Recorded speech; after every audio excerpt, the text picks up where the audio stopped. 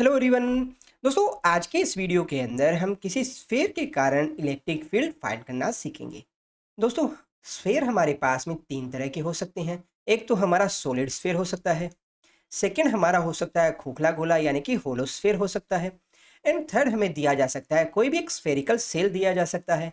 तो दोस्तों सबसे पहले हमें पता होना चाहिए हमारा होलो स्फीयर एंड जो स्फेरिकल सेल है इन दोनों में क्या डिफरेंस होता है। उसके बाद में हमें यह भी जानकारी होनी चाहिए कि अगर आपको एग्जाम में पूछ लिया जाए किसी कंडक्टिंग और नॉन कंडक्टिंग स्फेरिकल सेल के लिए या भी सॉलिड स्फीयर के लिए या होलो स्फीयर के लिए, तो उस कंडीशन के अंदर हमारा जो इलेक्ट्रिक फील्ड है उसे हम किस तरह से फाइंड करेंगे। तो दोस्तों सबसे पहले हम किसी होलो स्फीयर एंड जो स्फेरिकल सेल है उन दोनों में क्या रिलेशन होता है उसको समझेंगे।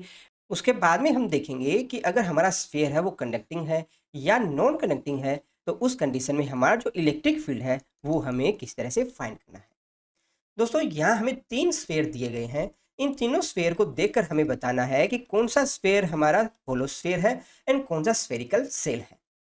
इन तीनों के अंदर एक कॉमन चीज है कि हमारे जो तीनों स्फीयर है वो अंदर से खाली है, इम्प्टी है। इनके बीच में एक केविटी है ना। तीनों में ही केविटी है, परंतु इनमें एक डिफरेंस है। और वो डिफरेंस क्या है? इन तीनों स्फीयर के अंदर एक तो है हमारी आउटर लेयर, एक हमारी है इनर लेयर। आप जो फर्स्ट स्फीयर देख रहे हो इसके अंदर जो हमारी आउटर लेयर और जो इनर लेयर है उसके बीच की जो थिकनेस है वो बहुत ही कम है। यानी कि लगभग लगभग आप ये मान सकते हो कि हमारा जो स्फीयर है उसकी जो आउटर सरफेस है और जो इनर सरफेस है उनकी रेडियस लगभग बराबर है। जबकि आप बाकी के दोनों स्फीयर देख रहे हो उसमें थिकनेस है वो लगभग जीरो के बराबर नहीं है। यानी कि जो आउटर रेडियस है और जो इनर रेडियस है वो अलग अलग आ रही है ना। यहाँ पर भी आप देख सकते हो ये हमारी इनर रेडियस है एंड ये हमारी आउटर रेडियस है। तो आप क्या कहेंगे कि हमारा जो फर्स्ट कंडीशन है वो क्या शो कर रही है? एक स्फेरिकल सेल को शो कर रही है। जबकि हमारा जो सेकेंड और जो थर्ड स्फीयर है वो एक होलो स्फीयर है। क्या है? एक खोखला गोला है। तो दोस्तों जब भी एग्जाम के अंदर आपको दिया जाए कि कोई एक होलो स्फीयर है जिसकी थिकनेस बहुत कम है, तो उस कंडीशन के अंदर हम इस होलो स्फीयर को एक स्फेरिकल सेल मानकर उसको सोल्व कर सकते हैं। परंतु अगर एग्जाम में आपको नहीं दिया गया है कि इस होलो स्फीयर की जो थिकनेस है वो बहुत कम है, तो उस कंडीशन में हमारा जो स्फेरिकल सेल और जो होलो स्फीयर है वो दोनों अलग अलग ही होंगे। अब दोस्तों समझते हैं कंडक्टिंग एंड नॉन कंडक्टिंग की कंडीशन में हम किस तरह से इलेक्ट्रिक फील्ड फाइंड करेंगे। तो दोस्तों मान लेते हैं हमारे पास में कोई दो स्फीयर दे रखे हैं, एक तो हमारा सॉलिड स्फीयर है एंड एक हमारे पास में है होलो स्फीयर। तो सबसे पहले हम देखते हैं नॉन कंडक्टिंग की कंडीशन में क्या होता है। तो दोस्तों हमेशा याद रखिएगा कि नॉन कंडक्टिंग की कंडीशन के अंदर जब भी किसी स्फीयर को हम कोई आवेश देते हैं तो वो आवेश क्या है उसके पूरे के पूरे वॉल्यूम के अंदर डिस्ट्रीब्यूट होता है ना। जैसे कि यहाँ पर हमारा सॉलिड स्फीयर है, इसको आप चार्ज दोगे तो ये चार्ज इसके पूरे वॉल्यूम के अंदर डिस्ट्रीब्यूट हो जाएगा।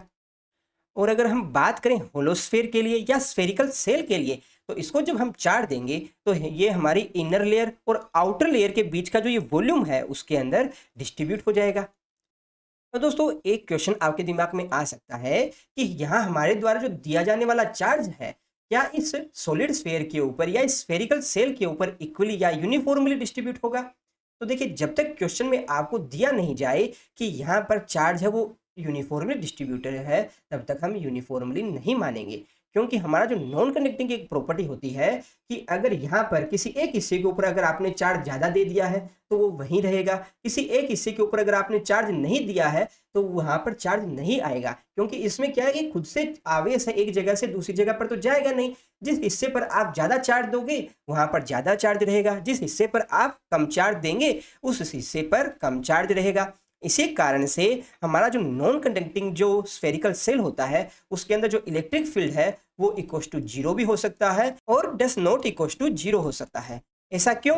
क्योंकि अगर हमारे इस सरफेस के ऊपर अगर इक्वली चार्ज डिस्ट्रीब्यूट होगा तो उस कंडीशन के अंदर तो हमारा जो इलेक्ट्रिक फील्ड है उसकी वैल्यू जीरो आएगी। परंतु अगर यूनिफॉर्मली डिस्ट्रीब्यूटेड नहीं है उस कंडीशन के अंदर हमारा जो स्फेरिकल सेल है उसके अंदर electric field does not equal to zero आएगा। इसी स्फेरिकल सेल के अंदर इलेक्ट्रिक फील्ड की वैल्यू क्या होती है इसको फाइंड करना हम थोड़ी देर में सीखेंगे। परंतु ये मैं आपको समझा देता हूं कि अगर यूनिफॉर्मली डिस्ट्रीब्यूटेड नहीं हो उस कंडीशन के अंदर इलेक्ट्रिक फील्ड है वो does not equal to zero क्यों होगा। मान लेते हैं इस स्फेरिकल सेल के अंदर कोई एक पॉइंट है जिसके ऊपर हमें इलेक्ट्रिक फील्ड फाइंड करना है। तो यहाँ पर देखिए इलेक्ट्रिक फील्ड कौन कौन लगाएगा, एक तो हमारे ये वाले जो चार्ज है वो इलेक्ट्रिक फील्ड लगाएंगे, है ना, और उसकी डायरेक्शन कौन सी होगी, तो देखिए प्लस चार्ज है तो उसके कारण जो इलेक्ट्रिक फील्ड की डायरेक्शन इस तरफ होगी, और एक हमारे जो इधर वाले चार्ज है वो भी इसके ऊपर एक फोर्स लगाएंगे, तो इसके कारण जो इलेक्ट्रिक फील्ड होगा उसकी डायरेक्शन इस तरफ होगी। तो आप यहाँ क्या देख रहे हो कि हमारे इस तरफ जो चार्ज है उनकी चार्ज डेंसिटी ज़्यादा है, जबकि इधर वाला जो हिस्सा है उसके ऊपर चार्ज डेंसिटी कम है। इसके कारण यहाँ पॉइंट जो हमने माना है, इस पॉइंट के ऊपर जो नेट इलेक्ट्रिक फील्ड आएगा वो डज नॉट इक्वल टू 0 होगा। तो दोस्तों जब भी आपको एग्जाम में इससे रिलेटेड कोई क्वेश्चन पूछा जाएगा, वहां आपको लिखकर बताया जाएगा कि हमारा जो चार्ज है वो यूनिफॉर्मली डिस्ट्रीब्यूटेड है या नहीं।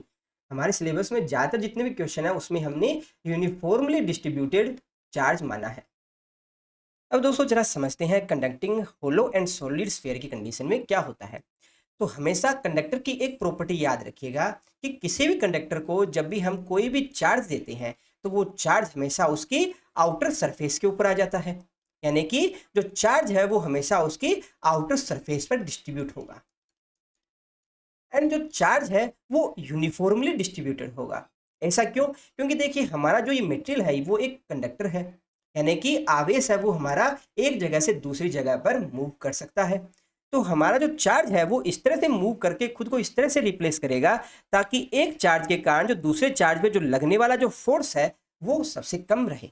इस कारण से इस पूरे मटेरियल के ऊपर जो हमारा चार्ज होगा वो यूनिफॉर्मली डिस्ट्रीब्यूटेड होगा। ठीक है, एक चीज तो ये याद रखिएगा।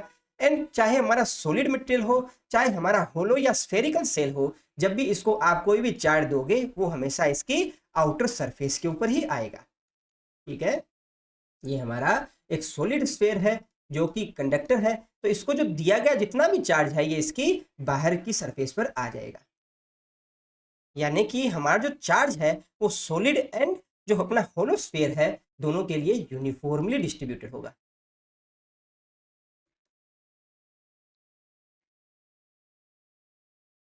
इसको हमेशा याद रखिएगा। अब आपके मन में एक क्वेश्चन आ सकता है कि अगर हमारा जो सॉलिड स्फीयर है उसके इनसाइड कोई एक कैविटी हो, तो उस कंडीशन में अगर हम इसको कोई भी चार्ज देंगे तो वो चार्ज किस तरह से डिस्ट्रीब्यूट होगा। तो देखिए चाहे कोई कैविटी हो, उस कंडीशन में भी अगर इसको कोई भी चार्ज दोगे तो वो सारा का सारा चार्ज है इसकी आउटर सरफेस पर आ जाएगा और आउटर सरफेस के ऊपर भी यूनिफॉर्मली डिस्ट्रीब्यूटेड होगा। ठीक है, अब आपके मन में एक क्वेश्चन और आ सकता है कि अगर कोई चार्ज हम इस कैविटी के अंदर रख दें, यहाँ पर प्लस क्यू यहाँ पर रख दिया, तो हमेशा याद रखिएगा कि अगर हमारे पास में कोई एक सॉलिड स्फीयर है और उस स्फीयर के अंदर कोई कैविटी है जिसके अंदर हम कोई भी एक चार्ज रखते हैं, तो यहाँ पर समान जो चार्ज है यानी कि जो माइनस क्यू है वो इसकी अंदर वाली लेयर के ऊपर डिस्ट्रीब्यूट होगा और इस तरह से डिस्ट्रीब्यूट होगा कि हमारे इस सॉलिड स्फीयर के इनसाइड जो इलेक्ट्रिक फील्ड है वो 0 आ जाए। तो यहाँ पर अगर माइनस क्यू आ रहा है तो एक पॉजिटिव प्लस क्यू आवेश यहाँ पर इसकी आउटर सरफेस पर भी आएगा। इसको हम अपनी नेक्स्ट क्लासेज के अंदर डिटेल में स्टडी करेंगे, जिसका लिंक आपको इस वीडियो के डिस्क्रिप्शन में भी मिल जाएगा। तो दोस्तों अभी तक हमने solid sphere, hollow sphere and spherical shell के बारे में डिटेल में स्टडी किया। हमने स्टडी किया कि हमारा जो कंडक्टिंग और नॉन कंडक्टिंग मटेरियल है उसके लिए हमारा जो इलेक्ट्रिक फील्ड है वो किस तरह से वेरी करता है। परंतु अब आपके मन में एक क्वेश्चन आएगा कि इस प्रॉब्लम को हम सोल्व कैसे करें। तो इस प्रॉब्लम को हम दो तरीकों से सोल्व कर सकते हैं। एक तो हम यहाँ पर मैथमेटिक्स को डायरेक्टली यूज करके हमारा जो ट्रेडिशनल मेथड है उसकी हेल्प से इसको सोल्व कर सकते हैं, एंड सेकंड हमारा मेथड रहेगा गाउस लॉ।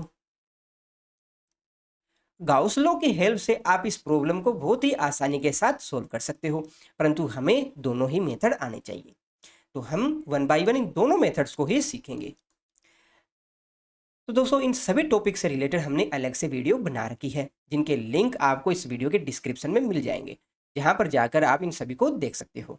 आज की वीडियो आपको कैसी लगी कमेंट बॉक्स में कमेंट करके बताइएगा। किसी स्टूडेंट को किसी तरह का कोई डाउट हो तो आप कमेंट बॉक्स में पूछ सकते हो। वीडियो में लास्ट तक बने रहने के लिए आप सबका धन्यवाद। Thank you.